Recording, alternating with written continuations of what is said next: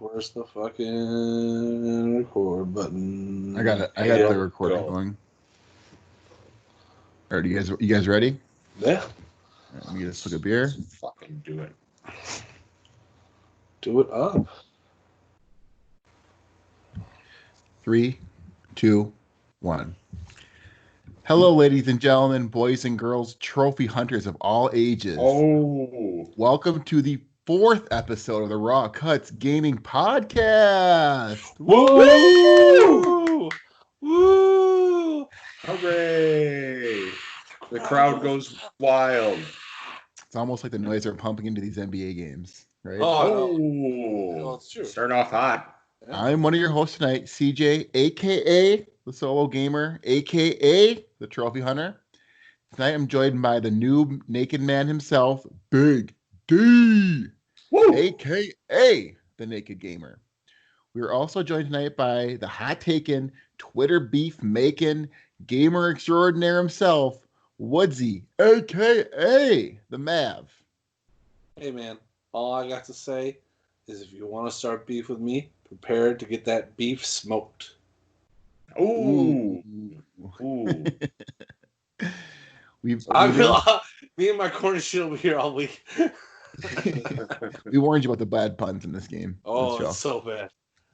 We thank you in advance for tonight for joining us for the rarest takes in the podcast sphere. As always, we bring you our own unique takes on all things video games, all while recording and publishing our episodes edit-free. We bring you the podcast via all the listening staples every Tuesday. Last week, we officially got published on Apple Podcasts. What? Pretty big moment for myself as a person who's listened to Apple Podcasts, exclusively every day for a number of years now. It's pretty special to see my stuff on Apple, so I was pretty excited. That's pretty sweet.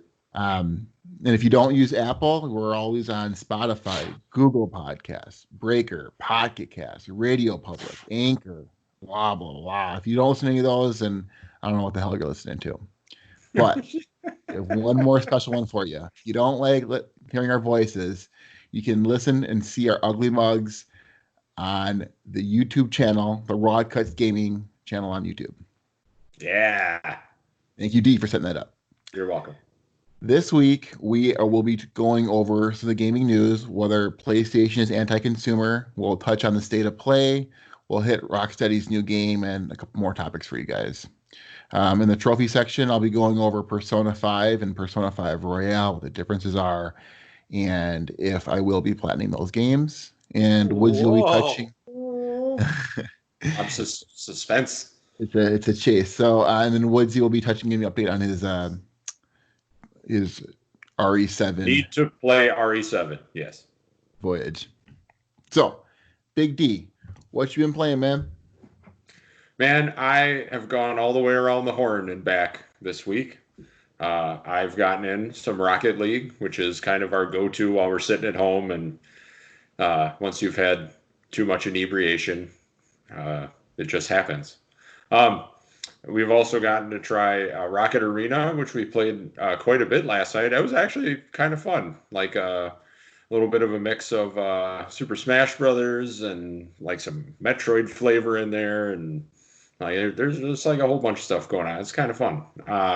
Jumped into a couple of Modern Warfare matches, a couple of Overwatch matches. And I was telling Woods I fired up Shadow of the Colossus, but I was a few sheets to the wind, and I didn't make it through the 15 minutes of video intro, so I rage quit. I went into something familiar.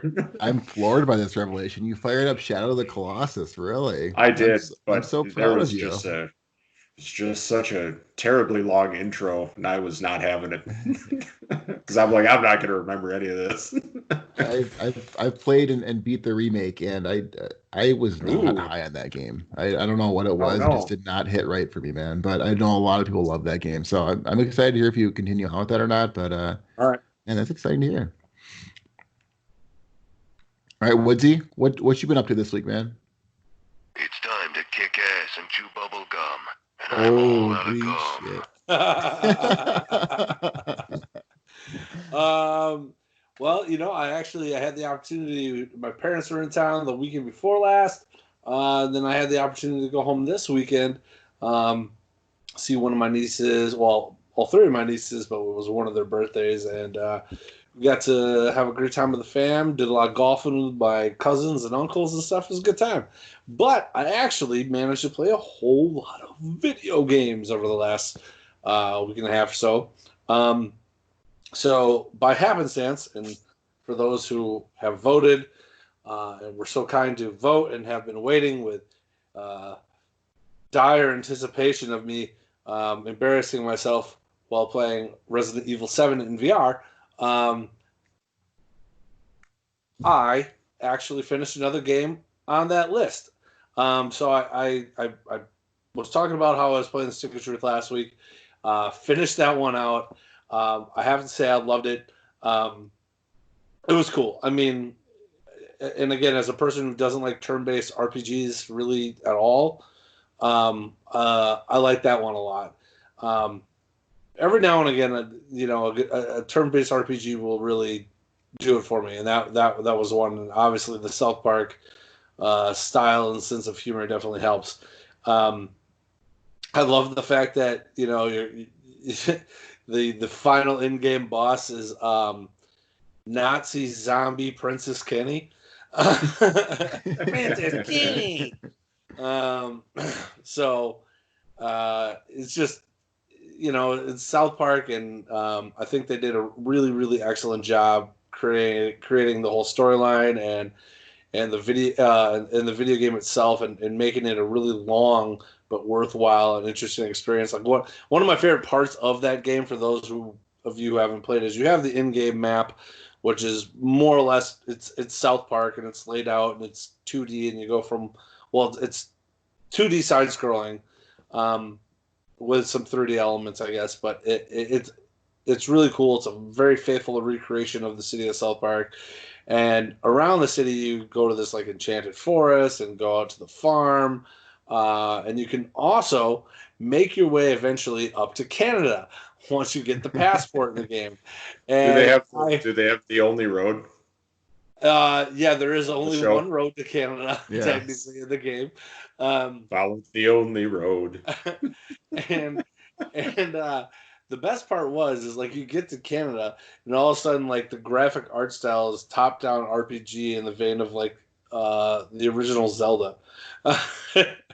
And I just thought that was hilarious, and all the music switches to like this 8-bit Blame Canada, and it was absolutely perfect. It really was just like if you're Canadian and you're out there and you're listening to us, I love you people. But it's just really hilarious how South Park just keeps picking on y'all. And anyway, so I played that, finished it, loved it. I think one of the new games that'll be on this upcoming poll that is also in my pile of shame, but I can continue on with the South Park RPG games, and I could go on to play Fractured But Whole, so that'll be up in the next poll. One game that I was advised not to buy by a number of people, but ended up getting because it was on sale in the big mid-year sale that's going on right now. And then on top of that, I've always been curious, and I have a real big fixin' to play the new Gran Turismo 7, when it comes out on PS5. So as I was jonesing in the meantime, I ended up buying GT Sport. And I wanted to do it because it's got the VR PSVR component, but also like I just fit in playing a GT game. It's really been since GT5. I didn't play 6 because my PS3 that I had at the time was broken, and then by the time I got a different PS3, PS4 was already out, so on and so forth. But I actually kind of like GT Sport. I understand the complaints that are against it, but if you want to get into the online stuff, it really is cool. It's a true racing challenge, like unlike anything else I've played before. And I think they did a really fantastic bang-up job with, how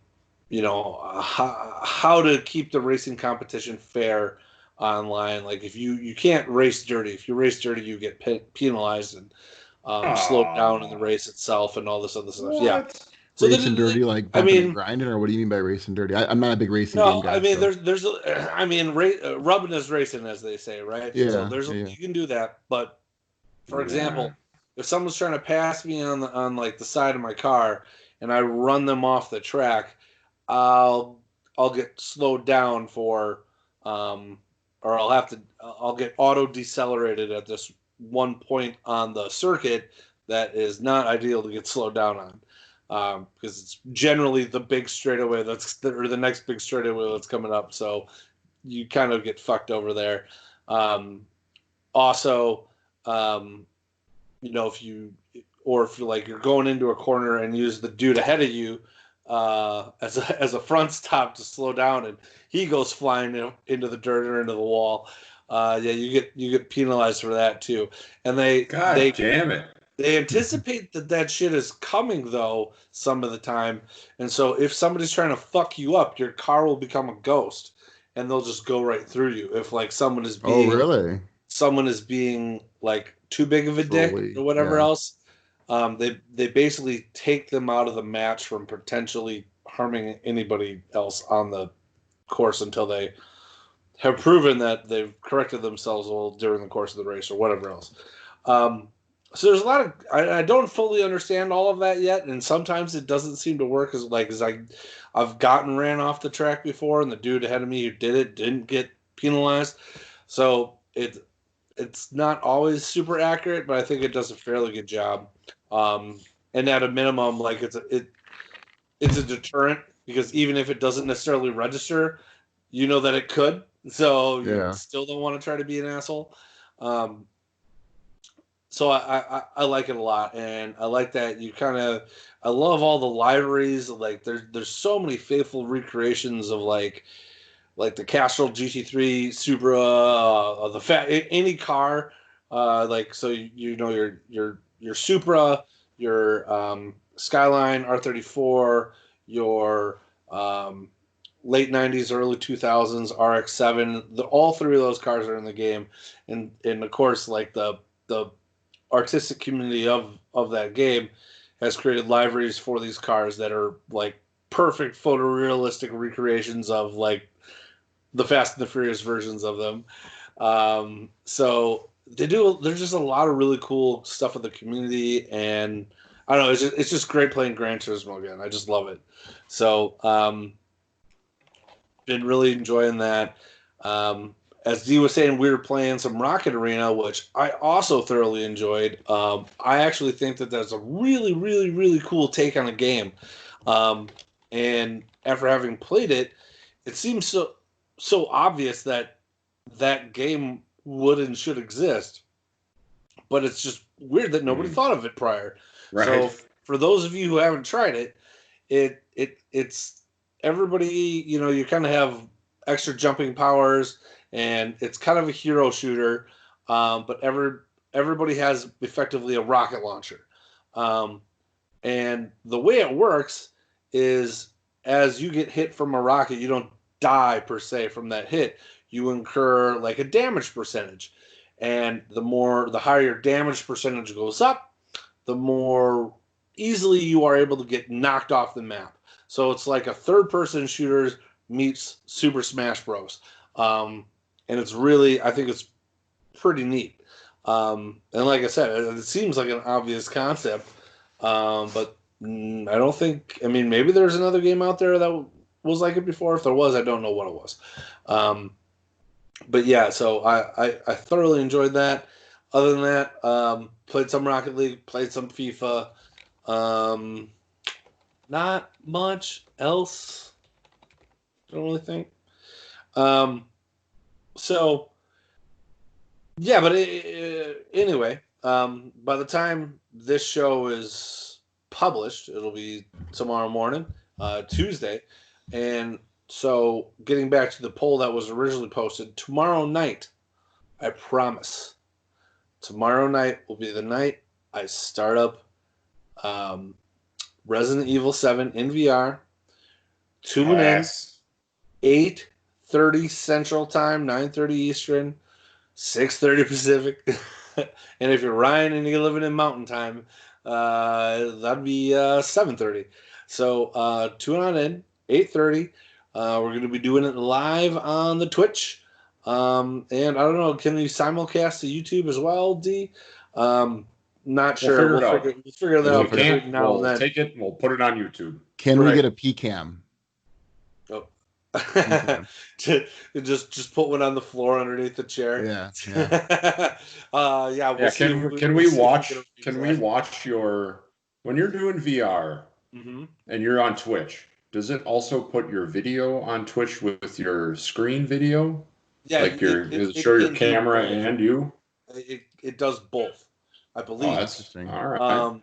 So like people can There's watch your you PCam. play and watch what you are playing at the same time. Interesting. And if that is the option, that's what I'll be going for. Right. So it's gonna we're gonna see what happens, because I mean that part of the fun of watching somebody play that game is watching them just be scared shitless. And so I can't wait to see what that game has to offer, and I can't wait not to have a good night's sleep till Thursday or Friday. So we'll see what goes down. But stay tuned. We're gonna put the links out and everything on our Twitter, and also we'll make sure to remind everybody tomorrow throughout the day that this will be occurring tomorrow evening. So enjoy, future viewers out there. Sounds good, man. How about you, Siege?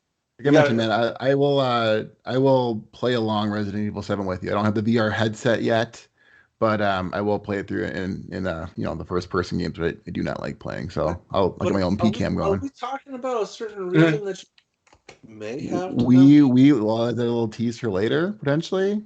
Ooh. So this week I haven't been playing that much. I kind of took the week off a little bit of gaming. I did finish Tekken 7 with the platinum number 44. Ooh, wow! So, wow! Super Golf easy clap. Platinum. Golf clap, everybody. Thank you.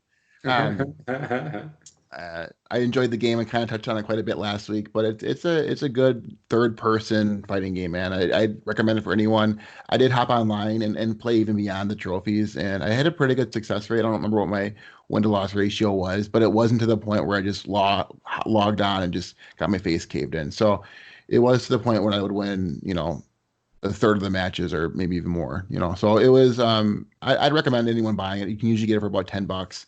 It's easy to hop in there, do some fighting games if you like and whatnot. I also booted up Resident Evil 3 and getting prepped for the Resident Evil 3 remake, getting in preparation for Resident Evil 7. I know they're quite different games, but I played through 2, platinum that one. I'll be touching on that at a different point in time. But 3 is a good game. It's short. I've heard it's short. It comes kind of packaged in with a second game where it's just a multiplayer game where you can play this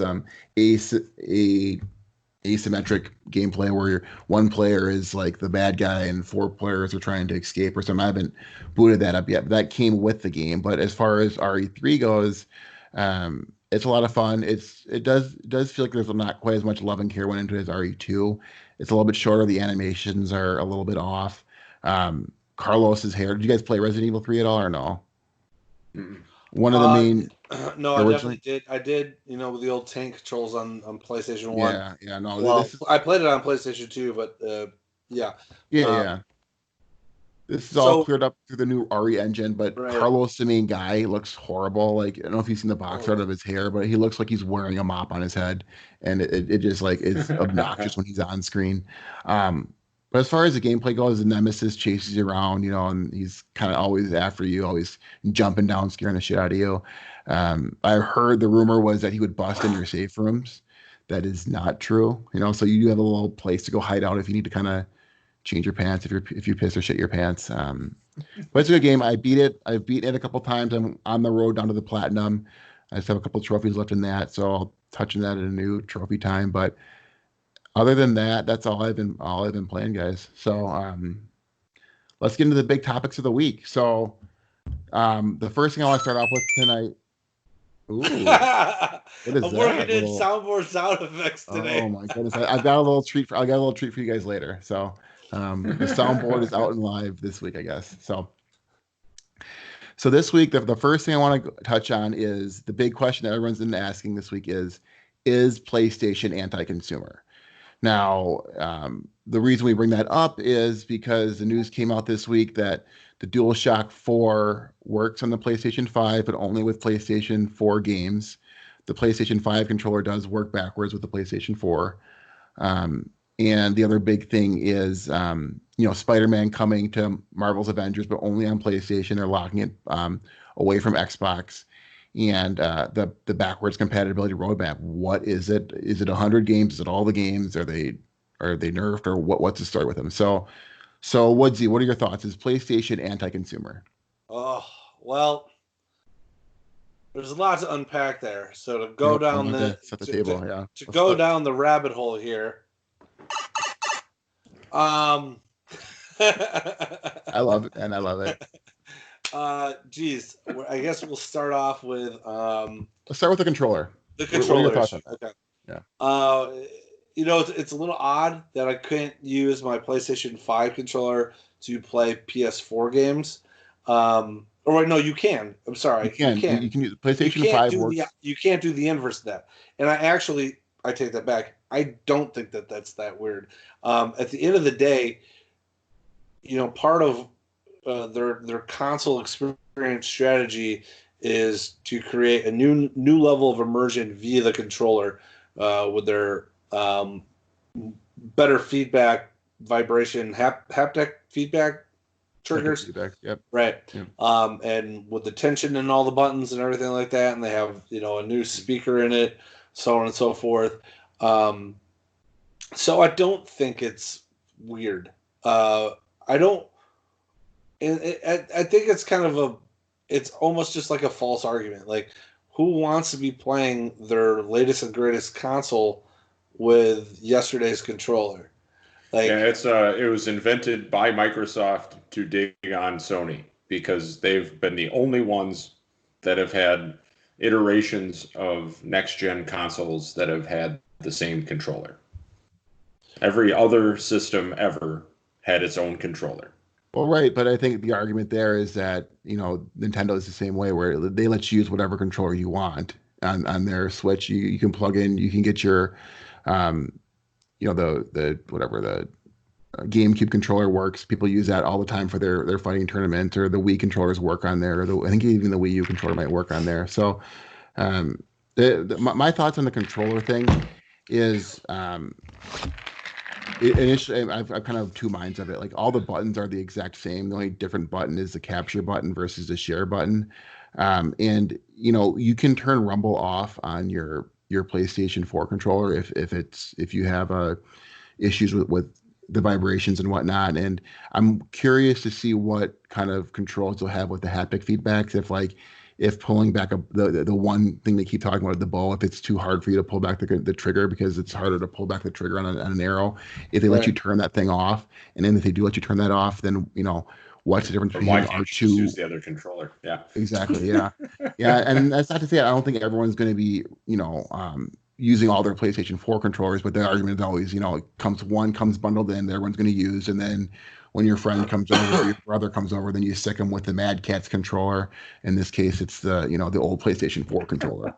I understand why they're pushing you to the new. They want to get you in the latest and greatest, but I also there's no new buttons this contempt. It's not the PlayStation 3 to PlayStation 4, the DualShock 3 to 4, where there's now a touchpad. The touchpad is there. The share buttons are there. The sacred symbols are there, and the same bumper buttons are there, trigger buttons are there. So why can't I use my PlayStation 4 controller? And then that's knowing I'm nerfing myself. I'm not getting the full experience. But I'm still a little stumped as to why they can't let you use your I mean, you make a good argument, and who knows? They can always update the firmware. And I was just about to say they could circle back and fix that. And they're not committing to it for launch, which I think. And I don't know what these haptic feedbacks are. No one's held one other than Jeff Keighley in that one random YouTube stream he did. So maybe I'm way off base, and maybe they have these crazy integrations with the haptic feedbacks and everything crazy going on with the PlayStation 5 controller, DualSense controller. But I just am a little bit at a loss why if all the buttons are the same. Yeah, I mean, is it anti-consumer? I don't know. Do they obviously want you to buy the new controllers? Yes, but one comes with the console anyway, so it's not Right, like. right. I don't know if I'd call it anti-consumer though, as opposed to them wanting to just push the product forward. You know, either in just this rumble feedback or the new sounds being able to come out of the controller or whatever the hell ever else. They clearly they evolved the controller for a reason. Yeah. It's not their fault that their competition really didn't. Um, and it's a weird argument to make that yeah, you can't use the old controller because it's not exact same as the new controller. Well, and it also gets rid of one of the biggest things that pisses me off, which is that DualShock 4 uses the micro USB, and you Yeah, can never get a goddamn Yeah, I cable mean, that'll stay in the damn thing. yeah, I mean, I don't So think there's most going people to are be not going to be benefits. right, right. Yeah, go ahead, Woodsy. Sorry. but yeah, I don't know. I don't know if I'd call it anti-consumer. I just like we already said, I feel like this is something they just probably didn't even bother focusing on. And now that it's been brought to their attention or whatever else, who knows? Maybe they change their tune and do a patch Well, of some kind. But their tune has always been PlayStation has generations, right? That right, they're sticking to that pretty firmly across the board. So let's get into the next one with having generations. What is the backwards compatibility roadmap? Can I play into the biggest thing you refuse to buy Last of Us 2 because, are they going to be putting a remastered version out? Are you getting the enhanced version? What is their roadmap for playing games? oh, that and Ghost of Tsushima. I've been dying to play that one. I don't know, and that's a problem. They've also offered some level of clarity on the PlayStation 4. But first, they're talking about the top 100 games. Well, whatever the fuck does that mean? Um, and then now they're saying, well, they'll all be backwards compatible. At least 99.9% of them, or whatever, right? Um, it's just that they may not all be there right away. Okay, well, if they're not all there right away, what's the time frame? Or have they changed it around to allow it to just happen now at launch? What about older generations of games? They haven't said no. They certainly haven't said yes. Well, they had that infamous logo out too. Like the Right. PlayStation 5 can play this, and they had that big space down below Space. Yeah. where And I feel like that's something they're working on. So we'll see what happens. Um, but as much as people are worried about the backwards compatibility, including myself. But the forwards compatibility, as you started off with the discussion, is also unclear, and that needs to be resolved immediately. So I know there's an unannounced PlayStation event that's going to be occurring at some point. The rumored date for what the next Xbox event is like the next week. Next week, but who knows? Um, so will PlayStation just do their event right after Xbox? And is the shoe going to finally drop with price and some of this other information we've been wanting? Who the fuck knows? Wait and see. My guess would be Sony pushed the pause button on the backwards compatibility with all of the Game Pass news and all that good stuff from Microsoft, as that's going to be a golden goose for them. I can see if they're going to get rid of Xbox Live subscriptions and move into that sort of model, and then the catalog's going to be always available. And then like you guys were saying that you're going to fold in some of the cloud gaming and all that other shit. Well, they have gone they had clarified that they're not getting rid of Xbox Live as a subscription. But yeah, it sounds like because you they're can't you, folding it you into. can't buy 1 year and stack them or anything yet, right? Right, right. They took it off their marketplace or whatever. So you can still buy the little cards, I'd imagine. But it sounds like they're not the getting signs rid are of there. Yeah. the signs are there. It sounds like they're claiming they're not getting rid of online gaming, but they could be just doing that now and then dropping that when the Well, console drops and something. and And part of me wonders if Ryan wasn't onto something, our buddy Ryan, where you have to worry about liability on people that have those stupid little Right. cards and have That's a great stacked some point. of their subscriptions, and then if they're going to want to piss and moan for their money back, and blah blah blah. So instead, you just kind of let it die. Right. That's Yeah. well, and that's the strategy that they should do, is just let it work itself out, and then from a go forward point, you just can't buy any more Xbox Live. Right. Sorry. Yeah, So- that's how we do shit. Right. In Right. IT, right? Right. So the next thing I want to touch on is Spider-Man. Spider-Man is coming to Marvel's Avengers. He will be exclusive to PlayStation. It says exclusive to PlayStation. They kind of word it weird, where is it a timed exclusive or is it always exclusive? But he will be exclusive to PlayStation at whenever he launches. What are your thoughts about locking a character as iconic as Spider-Man behind the console? D, what do you think about Spider-Man being on PlayStation only? I don't know if you blame Sony there. They own the damn thing. I don't think they own. They own rights, the rights are weird because they own like the movie rights. Sony owns it, but the gaming rights, they have the rights to Spider-Man, which is why it came out. But like he's in Ultimate Alliance, on Nintendo. So I don't know if that's... Marvel actually controls the video game rights to Spider-Man, and who they lease it out to is up to Marvel. Okay. So yeah. as a point of clarification, right? Potentially, so they allowed stuff from the negotiations earlier this year. Well, say what? When they're gonna break? Do you think that this was some sort of aftershock from? There was that 2 weeks where Marvel and Spider-Man were gonna break up, and then Sony was gonna take them back and then do a bunch of shit, and then everyone freaked out. And then all of a sudden there was a new deal in place. Do you guys think that this was maybe part of that? I think it was just foresight on PlayStation's front, where they got out in front of everything and they locked down Spider-Man early.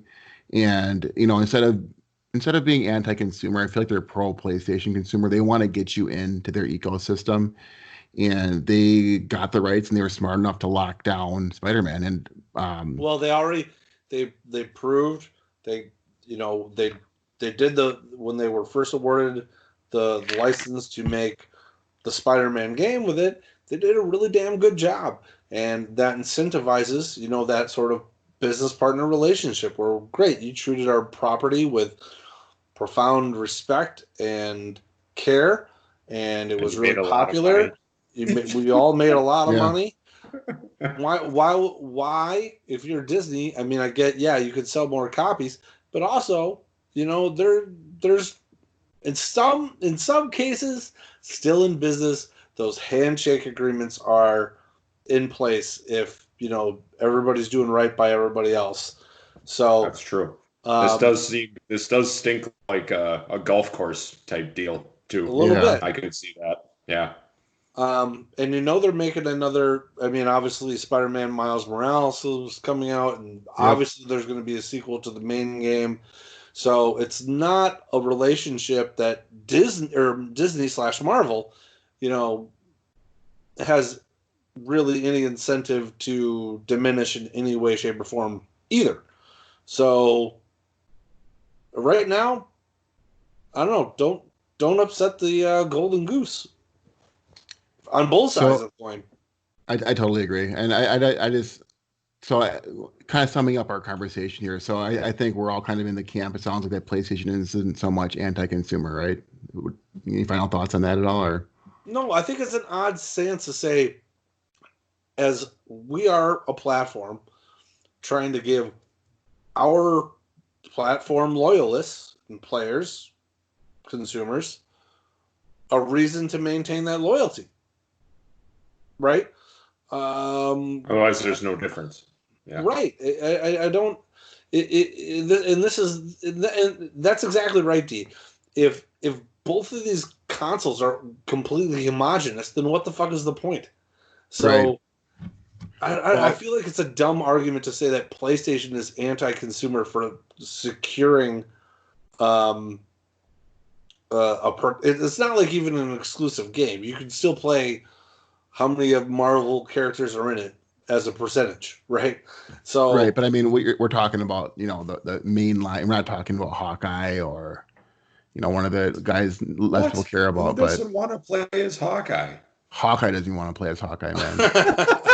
right, that's why it changed characters midway through the Marvel Cinematic Universe.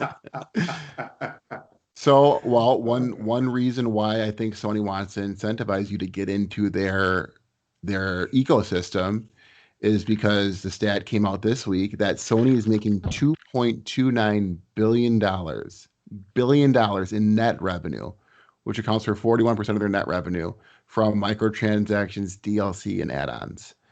So Sony keeps putting out these big first-person games, God of War, Last of Us, with not a lot of microtransactions. And I think it's smart to get these really big first-person, games that I like to play, exclusives, because then it gets you in there and then it gets you buying their DLC, because they're making, like I said, 41% of the net revenue from the first 6 months or whatever it was of the year.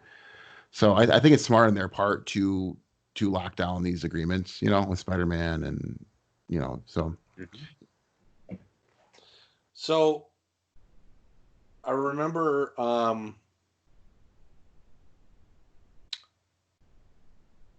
sorry, I'm trying to read this so I can reference it. It is an insane amount of money that Sony's making off of microtransactions, and it's obviously it's not them who are selling these products. They're getting a cut from whatever 30%, bucks 30% cut or whatever it is. Right. But I was trying to look it up because 2 point whatever billion is a lot of money, but I'm pretty sure I like that last year, maybe even the year before, and God knows it's only gone up, that either Blizzard or Activision, Blizzard Activision as a publisher, I think they made $4 billion in microtransactions, and that's just one publisher. Right. So Sony's making it's like a 30% of the cut, right? Right. They're just making 30% cut. Blizzard was a little ahead of the game with WoW and some of those other things and all that shit. A gabillion DLCs. Right, but I mean, yeah, but this is just microtransactions. I know. Yeah, and that's the least amount of money they're dumping shit into, right? It's the DLC and the skins and all that shit, which is not, the game. So, and it kind of blows me away that these things are so profitable, because we've talked, the three of us and our good friend Ryan and some others, when you're playing Rocket League or Fortnite, I'm not going to buy a skin for what equates to $15 worth of fucking in-game points or credit. But if you made everything $2, $4, and $6, or just everything's $3 across the board, I'd buy a lot more shit.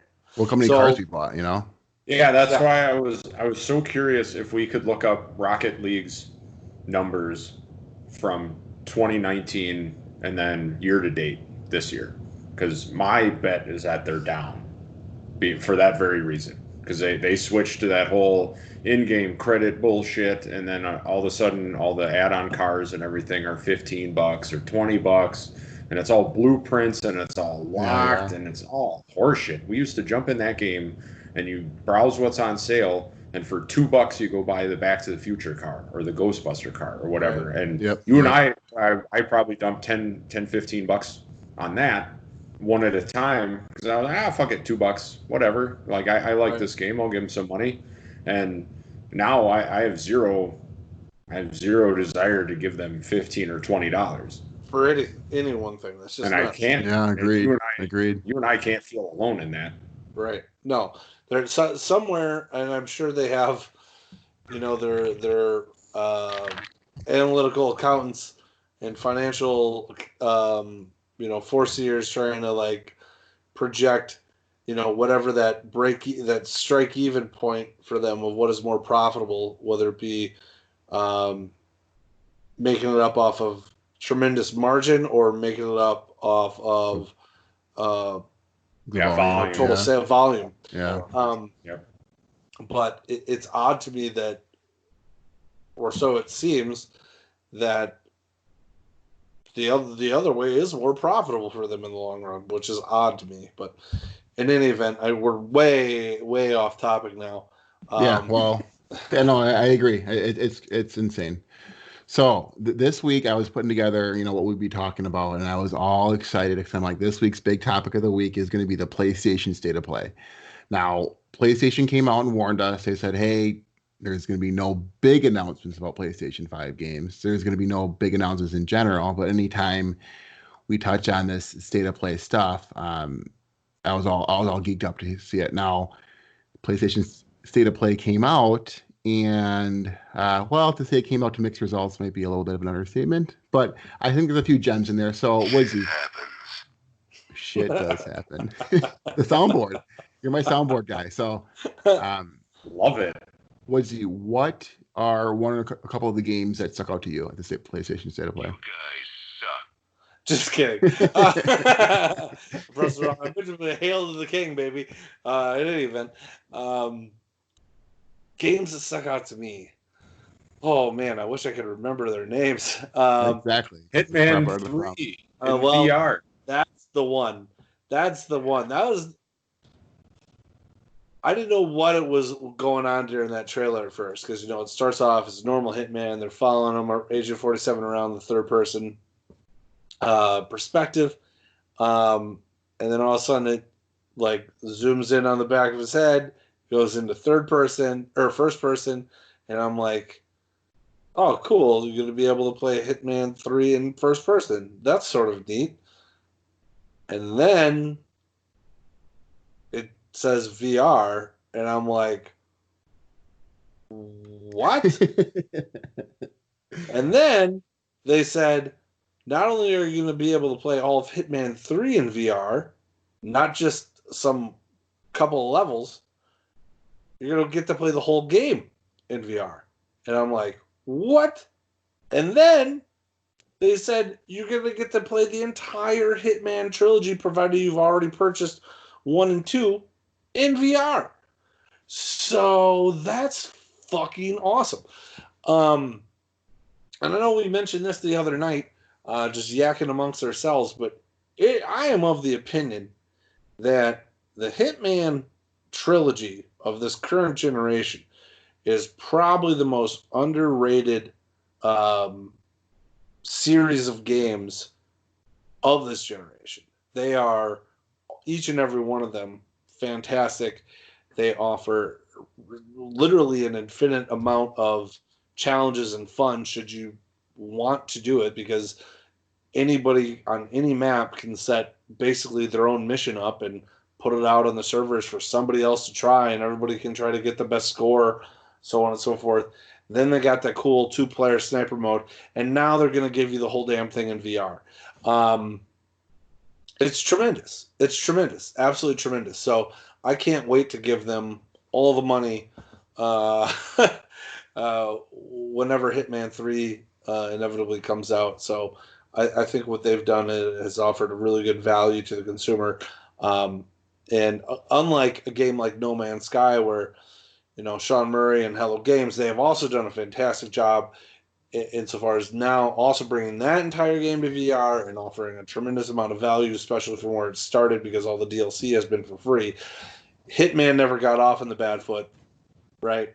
They didn't have to do this to try to make up ground and curry more favor with their consumers.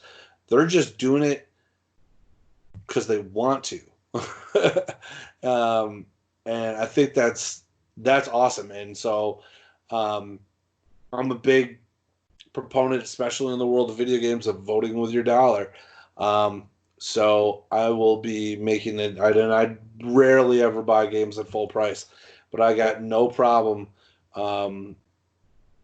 checking out I'm even going to get the $80 or whatever, $90. I'm going to just get the gold edition right away, because I think that they're doing a tremendous service to the consumer, me being that consumer, and they are deserving of my dollar, so I want to reward them for that. And IO Interactive got that IP, which is kind of an interesting flip. And they treated that IP with such care and love. Same for me, man. That game is the reason why I chose Hitman 2 as my first trophy time game. It has a kind of a unique trophy list, but I adore that game. I can't speak highly enough of that game. And when Hitman 3 trailer dropped in that last PlayStation 5 reveal event, I was super hyped. And when they zoomed in on the head, I thought to myself, I'm like, this is the console seller for me, man. You two both have PlayStation VR. I've been adamantly, I'm not getting a VR. There's been no apps that have interested me. I don't like the cables. I don't like getting tangled up. I was playing at your house, Woodsy, and got tangled up when I was playing super hot because I was so much Neo. Going a little ham. Yeah, I was going hard in the paint. But this is a system seller for me. So whenever PlayStation VR 2 comes out, as long as it's like the Oculus Quest, I can just strap it on my head. There's no cables anywhere, and I can just be free to roam and be Hitman and strangle fools out and stuff and put on weird costumes. I'll be investing in a PlayStation VR 2 so I can play Hitman VR because that game, that had me hyped. I was super stoked. Get ready. I have it on good authority. It's going to launch with the console. Oh, yes. Yeah? Oh, man.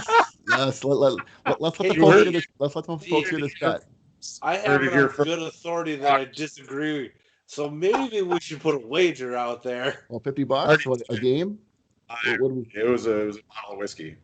Oh, a bottle of whiskey. Okay. No. It was $50. Bottle of whiskey. No. D buys $50. What was a $50 bottle of whiskey? Oh, no. It's $50. Because, I got so much goddamn whiskey I don't know what to do with it right now. B, I thought we had said it had to be an expensive bottle of whiskey. We can hash that out later. We'll go back to the table. What games did anything hit on you for PlayStation State of Play? Man, the Star Wars game for VR. So I'm kind of VR, and I played my Super Hot, and we definitely made inappropriate gestures in the Star Trek game. That was a super lot of fun. Yeah. But it still hasn't really overcome the gimmicky thing for me either. Mainly for all the things you listed, Siege. The fucking cables, and you need enough room, and blah blah blah blah blah. But having a Star Wars game, that might get me to, Well, not one, but two Star Wars games. Yeah, absolutely, both of them look great. So I'm looking forward to those. Yeah, I think that's that it's just it's awesome too that like randomly, like they don't. I mean, yeah, in the state of plays they give it some love, but there's outside of that, there's not a lot of like it doesn't. I don't know. It doesn't seem like there's that much public love that Sony's always pimping the PSVR with. But it's just continually given back to the users. I mean, Dreams just did their update the other week. Now, everything in that game is also in VR. And there's so many games that have done that now that I just think it's fantastic. Like, and I get that, for the people who don't want to deal with having the cords or want a little bit higher resolution once, the second iteration comes out.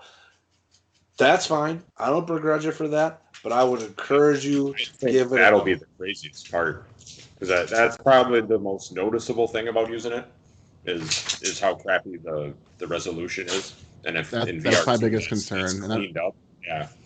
Oh my God. I'm not a big graphics guy, like I mentioned, I think last week. But if the resolution looks like shit and it looks cheap to me, that's where I just kind of immediately tune out and pass. Right. But PlayStation VR 2, man, if I'm losing the cables, that's going to be a big seller for me. So I'm going to launch. You heard it on Raw Games. For me, the big game didn't drop. State of Play. Rocksteady finally released their game. It's going to be Suicide Squad. The long rumored Suicide Squad game is real.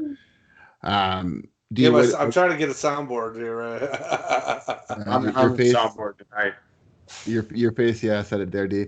So what do you, or was the D, what are your thoughts on the Rocksteady game coming out? Any interest in playing some Harley Quinn action on Suicide Squad or no? Shit, yeah, man. Let's. I'd fire up a DC game, give her a go. That sounds fun. Sounds Oh, different. man. So, yeah, man. What That's. what's I'm. you're out on Suicide Squad? Well, let me just let my good What an friend episode. Hal Emmerich let you tell you how I feel.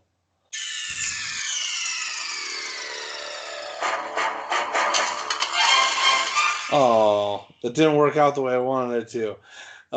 Anyway, yeah, don't care. Don't really care. And the fact that they teased the Suicide Squad game with what was either Superman or Bizarro Superman is I think Bizarro Superman. It looks like. I mean, Bizarro. It looks like Bizarro has his influence over Superman with the purple eyes, and Yeah. you take down the whole. You have control of the whole Justice League, and you're taking down the Justice League members. And will they join your squad as you grow? It sounds like it's going to be a games as a surface, which I'm not about. The only one I've really ever gotten into was is the Division. Pretty much, I played a lot of that with you guys. So that has me a little less excited, and I'm not super stoked to be playing the Suicide Squad. I love DC. Superman's my favorite superhero, and we've seen kind of a lot of Really? this. I have a Oh. Superman tattoo, dude. Yeah, I do. But I'm not super stoked because it seems like there's always been this kind of like injustice where it's always a bad. So I'm kind of curious to see if they'll be putting out, the Justice League characters as you unlock them as you go, what kind of the support will be for games as a service. Well, But, if there's stuff like that, I mean, obviously I'm just judging a book by its cover here. So once we learn a little bit more about it, I might be down. But as I said in one of our threads the other day, basically any video game, or really, I mean, I'm sorry to say, I don't like Superman as a superhero.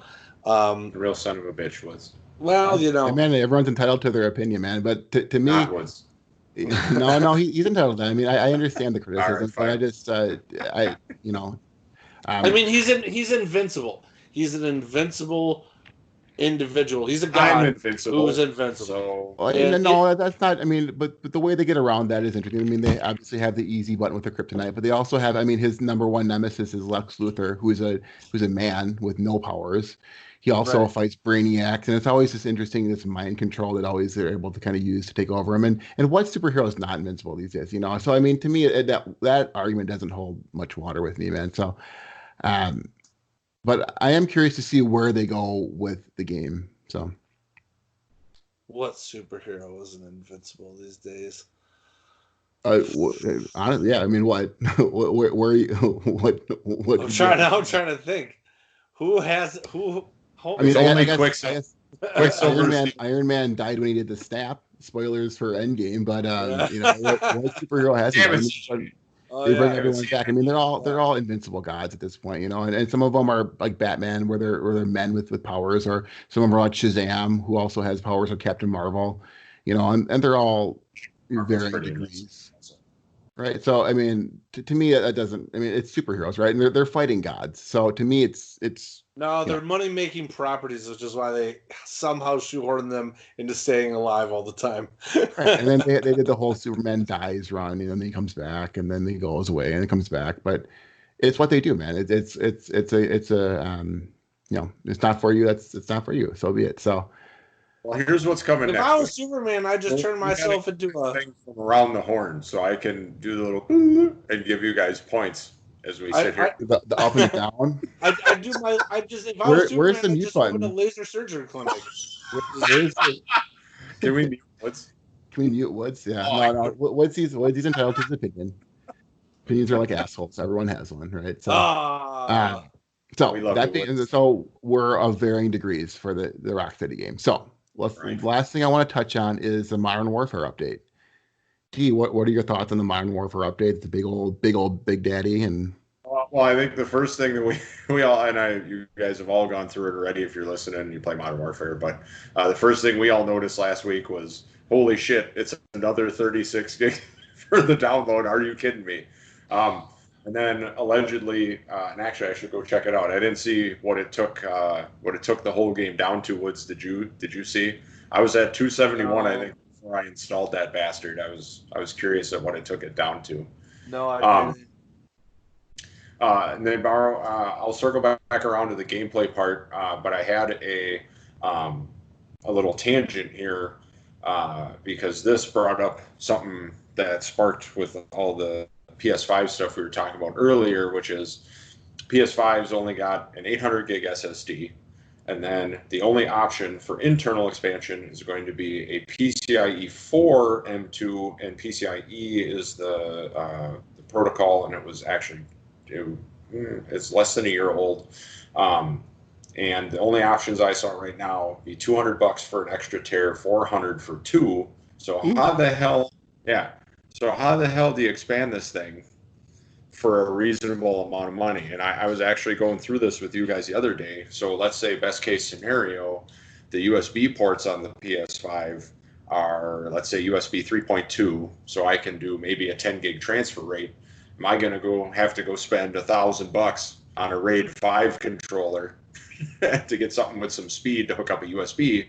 Because I know Woods, you had heard that allegedly there might be some smaller games coming, but I'd imagine this exact franchise, Modern Warfare, on its yearly release, you have the game solely designed for PS5 and Xbox One X. That shit is going to be insanely large. And how do we deal with it without having to move shit around on the drives all the time? Well, Go. I'm gonna propose a radical idea here, and it's pie in the sky at best, but maybe. So, for those of you out there who don't know about this, DVD players were basically the DVD format was popularized because of the PlayStation 2. The Blu-ray format was popularized because of the PlayStation 3. Those are now they were the ubiquitous formats at their time and now still are with Blu-ray HD and all that other stuff. Perhaps because of the number of PS5s in the wild, it will help popularize the advent and memory capabilities of these NVMe drives, at least to some marginal extent, where production ramps up and costs go down for the consumer as a result.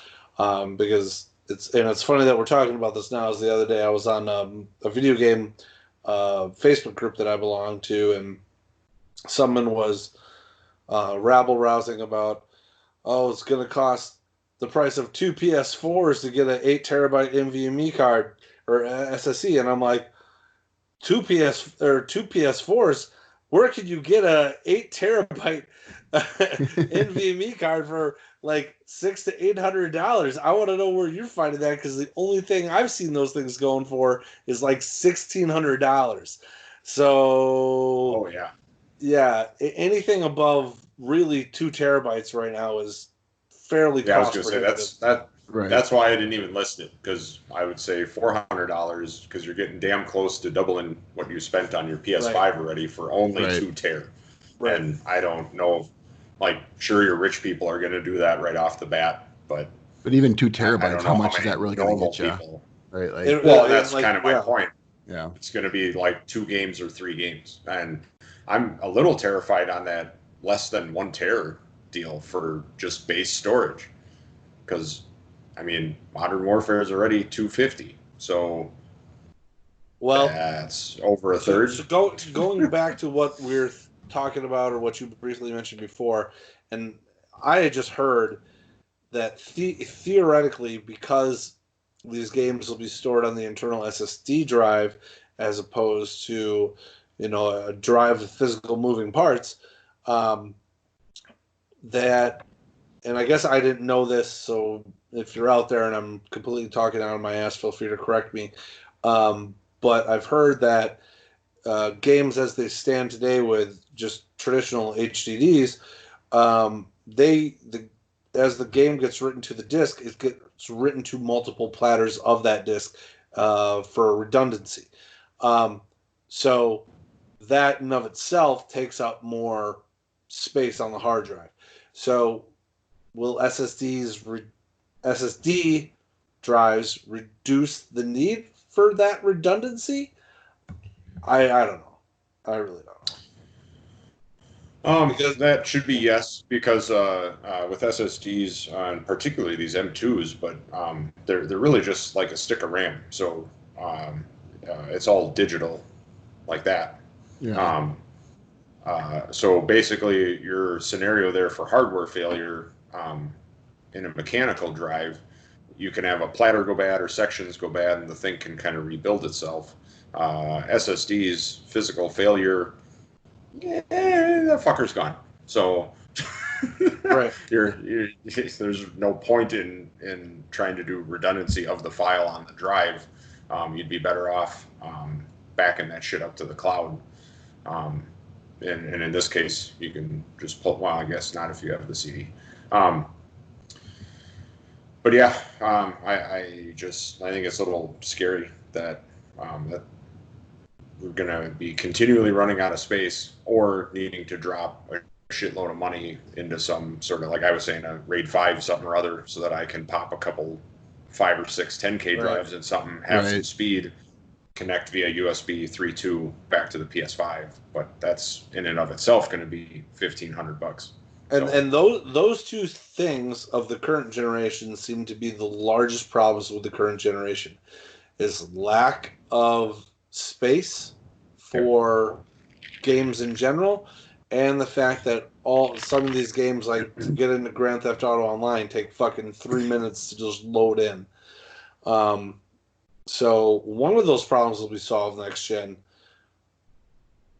Big terrifying question marks around the other. I mean, I feel like they have to have seen this coming. You know, they've seen everyone buying this external storage, and I'm hoping that they are gonna get around that. I mean, I hate having to delete games from my external. I have a it takes forever. And to re-download it, and even just to boot a game up, like you mentioned, like that's my biggest excitement for next gen is the load times. But the storage thing is a real big problem for me also, because I use my own pile of shame and just put every game I'm in. Last night we tried to play. What was it? What were we playing? Diablo 3 with Ryan. Oh, Diablo 3. Ryan suggested playing Diablo 3, and that was one of the games I had beaten years ago now, and I deleted it off because I'm like, well, I'm done with this game, and I need to free up the whatever storage space, you know, because I'm not trying to download RE7 now or something, whatever it is. So, the storage thing is a big thing for me too, and I'm nervous about that. I'm hoping that they're have some foresight and seeing that, hey, this whatever 800 gigabyte drive is not going to cut it for when Call of Duty takes up a third of the space. So I did mention the just to clarify to the listeners, because I probably just go over it super fast. I was mentioning the RAID 5 and all that other stuff for speed purposes only, because once we get to next gen, you're going to have this internal M2 memory. The expansion is also going to be M2. Everything's going to be sitting real close to the processor. It's going to be super lightning fast, and if you plug in the same USB port or the same USB hard drive that you have right now on your PS4, that shit's going to be noticeably super extra duper slow. And I'm just mentioning alternatives there that could build up some speed with the new USB port, but those would also be super costly. So yeah, well, which is what we all want, is the speed. That's the thing I think most of us are excited about, for limited playing time. Well, anything else left to say, or do you want to touch on the Modern Warfare update at all, Dia? The dome being taken off the top of the war zone, and did you guys play any of that at all, or no? I did land on top. I promptly got murdered. So no big updates there. Got killed right away. So what's this dome? What's this dome thing? Sorry, excuse me. So they have the football stadium on the Warzone map, and the cutscene was terrorists came or whatever, and they half blew it up, and so now it's all wrecked inside. Oh, okay. Cool. So it's no longer just this giant building with nothing in it. Yeah, and that's where, like, kind of versus Fortnite, where you go mystical or fantasy land with it. It's kind of cool to see that in the Warzone side be a little more on the realism side. Like, hey, someone came in and fucked up this place, and now it's like this on the map, right? Right. It's kind of And I find then it odd that the terrorists would have exacted their terrorist revenge on what is already a war-torn city. But hey, I mean, realism. Right, realism. yeah. Not tried laying on the train, but I have seen on Reddit and all sorts of other stuff going on that people are doing all sorts of dumb shit and parking a bunch of cars and whatever on the railroad tracks and just kind of seeing what happens. Right. Apparently, literally just it goes kablooey and it goes right through everything. Do you think that Farther. there's any chance that Call of Duty will do a tie-in with South Park and the big bad, the ultimate big bad of all these seasons of Modern Warfare will actually be Man Bear Pig? Or Michael Jackson, right? Or Michael Jackson. Right. Well, I think with us tying South Park back in, that kind of completes the loop of the episode. I did want to get to trophy time, but I think we're kind of running out of time, so I will save my thoughts on Persona and Persona 5 Royale for next week. You guys, a little teaser.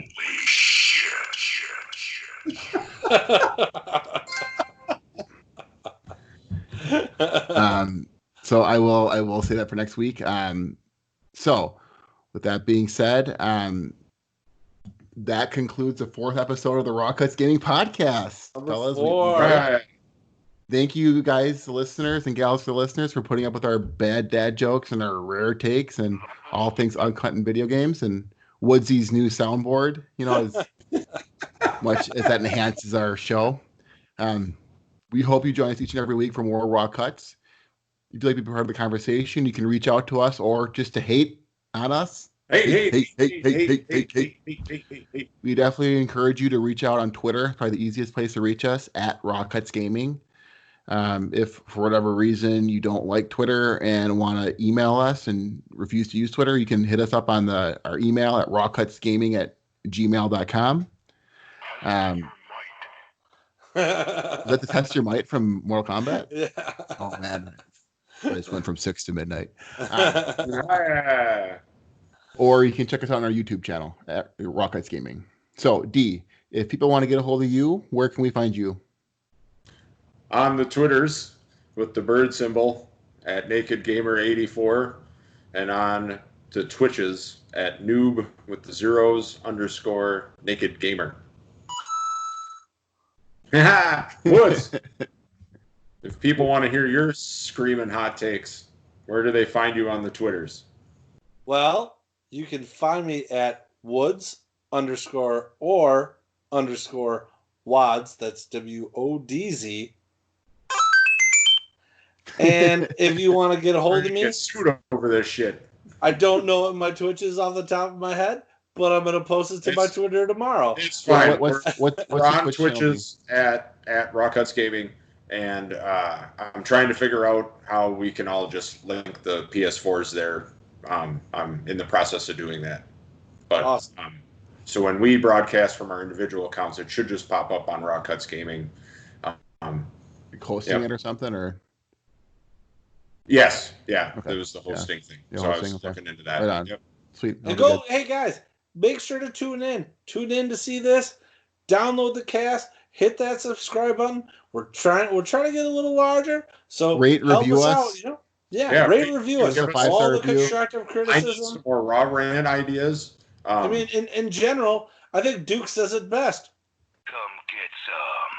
Come get some, everyone. And hey, I just want to offer the first person to reply to 100 of our messages gets to have sex with Woods' mom. And this, remember, this goes in uncut. Remember, no prisoners. Someone's going down the old Duke Nukem. So, with that, you can find me, your trophy hunting host, on Twitter at CJ Reindl. And with that, that concludes the 4th episode of the Raw Cut Gaming Podcast. Maybe with one more, Woodsy. To the king, baby. Thanks, Mom. Thanks, Bye. Mom. Bye, guys. Love you, Mom. Good night, Canada.